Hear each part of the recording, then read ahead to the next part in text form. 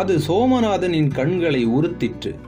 பரமஹம்சரும் விவேகானந்தரும் இருபுறமும் இருக்க, அந்த வரிசையில் தனது படத்தையும் வைத்திருக்கும் கோலத்தை முகம் சுளித்து யோசித்தவாறு மூக்கு கண்ணாடியை நன்றாக உயர்த்திவிட்டு கொண்டு எழுந்து சுவர் அருகே சென்று கூர்ந்து நோக்கினார் சோமநாதன். அப்போது ஹார்லிக்ஸ் கலக்கி கொண்டு வர உள்ளே சென்றிருந்த அவரது மருமகள் கோதை கையிலேந்திய கப் அண்ட் சாசருடன் ஹாலுக்குள் வந்தாள். சோமநாதன் அவளை திரும்பி பார்த்தார். இதெல்லாம் யாருடைய வேலை என்று தன் படத்தை ஆள்காட்டி விரலால் சுட்டியவாறு கேட்டார்.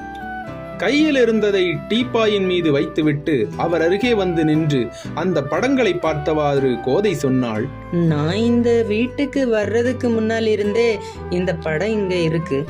இதெல்லாம் தன்னோட வணக்கத்துக்குரிய மேதைகளோட திருவுருவங்கள்னு நண்பர்களுக்கு அறிமுகம் செய்து வைக்கிறார் அவரு. என்கிட்டையும் அப்படித்தான் சொன்னாரு. அவள் அதை சொல்லி முடிக்கும் முன் மூக்கு கண்ணாடியை கழட்டி மேலே போர்த்தி இருந்த சால்வையில் துடைத்தவாறு கிளுகிழுத்த சிரிப்புடன் அவர் சொன்னார், என்ன விசித்திரமான இணைப்பு. ஆஸ்திக செம்மல்களான அவங்களுக்கு நடுவுல நிச்சுவராதியான ஏன் படமா என்று முனகியவாறே முழங்கையில் தொங்கிய கைத்தடியை வலது கையில் எடுத்து மெல்ல ஊன்றி நடந்து சோபாவில் வந்தமர்ந்தார் சோமநாதன். கோதை ஹார்லிக்ஸை எடுத்து அவர் கையில் தந்தாள். வயோதிகத்தால் தளர்ந்த கைகள் நடுங்க அவர் அதை பருகினார். சூடான பானத்தை பருகியவுடன் அவரது நெற்றி வேர்த்திருப்பதை கண்ட கோதை மின்சார விசிறியை சுழல விட்டாள். காற்றில் அவரது நரைத்த அடர்ந்திருந்த கிராப்பு சிகை நெற்றியில் விழுந்து கொத்தாய் புரண்டது. சோமநாதனின் பார்வை ஹாலை நோட்டமிட்டு அங்கிருந்த ரேடியோ, அந்த மூலை ஸ்டாண்டில் உள்ள புத்தர் சிலை, ஜன்னலுக்கு போட்டிருந்த வெளிரிய நீல நிற திரைச்சீலை முதலிய பொருட்களை குறிப்பாக கவனித்த பின் கோதையின் மேல் வந்து நிலை பெற்றது. அவர் விழிகளில் அன்புணர்ச்சி மின்னி புரள ஒரு குழந்தை போல் புன்னகை காட்டினார். அடி சமத்து பெண்ணே, வீட்டை ரொம்ப அழகாக வைத்திருக்கிறாயே என்று பாராட்டுவது போலவும், சந்தோஷமாயிருக்கிறாயா மகளே என்று விசாரிப்பது போலவும், உன்னை பார்க்க எனக்கு மிக திருப்தியாயிருக்கிறது என்று பெருமிதத்தோடு குதூகலிப்பது போலவும் அமைந்திருந்தது. அத்தனை அர்த்தங்களுக்கும் பதில் உரைப்பது போல் அடக்கமாய் பெண்மை நல்மிகுந்த அமைதியோடு பதில் புன்னகை சிந்தினாள் கோதை. அவர் தனது கை கடிகாரத்தை பார்த்து, ஓ, மணி 5 ஆயிடுச்சே. காலேஜில் இருந்து வர இவ்வளவு நேரமா? எனக்கு 7 மணிக்கு ட்ரெயின் என்றவாறு வெளியே எட்டி பார்த்தார். அதே நேரத்தில் காம்பவுண்ட் கேட் திறக்கப்படும் ஓசை கேட்டு கோதை ஆவலுடன் வெளியே நடந்தாள். பரமேஸ்வரனை இரு கைகளிலும் அணைத்துக் கொள்ள பரபரத்த உடலுடன் எழுந்து நின்றார் சோமநாதர். அது அவர் இல்ல, போஸ்ட்மேன். அவருக்கு ஏதோ கடிதாசி வந்திருக்கு என்று கூறியவாறு அந்த கவரை திருப்பி திருப்பி பார்த்தவாறே உள்ளே போனாள் கோதை. சோமநாதன் அருகில் இருந்த போட்டோ ஆல்பத்தை எடுத்து புரட்டியவாறு பரமேஸ்வரனின் வருகைக்கு காத்திருந்தார். பரமேஸ்வரன் தற்போது தமிழ் பேராசிரியராக பணியாற்றும் அதே கல்லூரியில்தான் 10 ஆண்டுகளுக்கு முன் ஆங்கில புரொஃபசராக பணியாற்றினார் சோமநாதன். அவரிடம் ஒரு மாணவனாக இருந்து அவர் ஓய்வு பெறுவதற்குள் அதே கல்லூரியில் பரமேஸ்வரன் விரிவுரையாளராக பணியேற்கும் அந்த இடைக்காலத்தில் வேறு எவரிடமும் ஏற்பட்ட உறவினும் வலுமிக்க பாந்தவியமும் நட்பும் அவர்களிடையே உருப்பெற்றது. சோமநாதன் கல்லூரியிலிருந்து ஓய்வு பெற்று சொந்த கிராமத்துக்கு போய்விட்ட பிறகு பரமேஸ்வரனுக்கும் சோமநாதனுக்கும் இடையே ஏதோ சில சமயங்களில் கடித போக்குவரத்து இருந்தது. 2 ஆண்டுகளுக்கு முன் சோமநாதன் ஏதோ காரியமாக சென்னைக்கு வந்தபோது 10 ஆண்டுகளுக்கு பிறகு சோமநாதனும் பரமேஸ்வரனும் சந்திக்க நேர்ந்தது. பரமேஸ்வரனை கண்ட சோமநாதன் ஒரு வினாடி திகைத்தே போனார். அதற்கு காரணம், மாணவராய் இருந்து விரிவுரையாளராக பரமேஸ்வரன் பேராசிரியராய் உயர்ந்திருப்பது மட்டுமல்ல, புஷ் கோட்டும் கண்ணாடியும் தரித்த, காதோறும் சிகை நரைத்த சோமநாதன் எதிர்பாராத பரமேஸ்வரனின் முதிர்ந்த தோற்றம்தான். அதனினும் முக்கிய காரணம் 40 வயதாகியும் அவர் பிரம்மச்சாரியாய் வாழ்ந்து வருவது.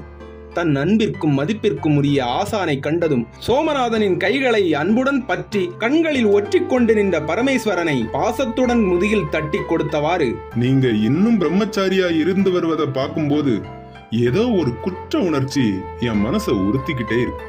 இந்த உறுத்தல் அர்த்தமற்றதுன்னு நீங்க கருதுறீங்களா என்று ஆங்கிலத்தில் கேட்டார் சோமநாதன்.